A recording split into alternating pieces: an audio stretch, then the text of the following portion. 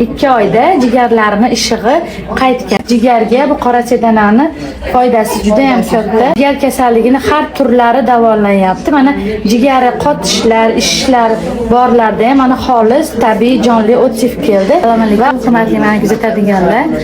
Bizga Namangandan xolis otsiv bilan kelishgan, ya'ni qora sedana, asal, zaytun moyi aralashgan 40 marta yosin surat jonli ruqya qilingan mahsulotimizni ichib, jigarida ishig'i bor ayol jigarini ishig'i qaytgan. Qanchada qaytgan?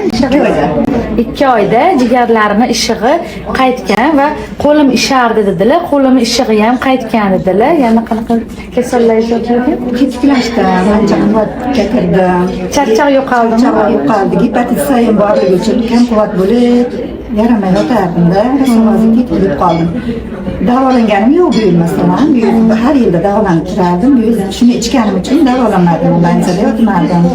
Demak, jigarga bu qora sedanani foydasi juda ham katta.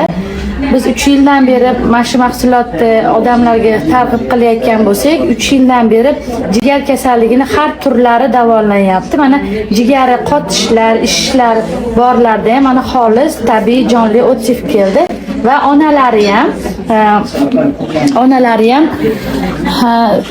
mana davleniya bilan kelganlar, ushlab turing. Davleniya bilan kelganlar, davleniya bo'lardilar. Qanchadan beri davleniya boshlardi? 2,5 yildan. Ha, 2,5 yildan. Opa, sizdan o'tib turing video. Necha qizlar ichganingizda keyin buni ichganingizda davleniya boshqa qoldi. Dorilarim so'kkamda qoldi deydi. Mashalloh, tez yordam chaqirib turishardi, dori ichib turardi ekanlar. Hozir mana davleniyalari yo'q bo'lgan. Meni o'zimni shaxsan o'zimni opam yosh bo'lib 160 ga davleniya chiqaradi, magneziya qilardilar, o'zlari ukol qilardilar. Shu qora sedanani ichib davleniya bo'lmay qolganlar. 2,5 yildan beri birga ishlaymiz. Bir marta ham davleniya chiqmaydilar. Ammo har kuni sedana ichib yuradilar. Undan tashqari hayz sikli buzilganlar tuzalyapti. Jigar kasalligining har turlari tuzalyapti.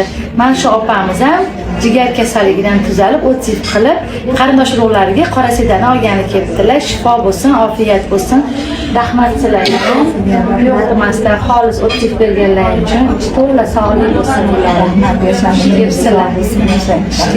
Rahmat.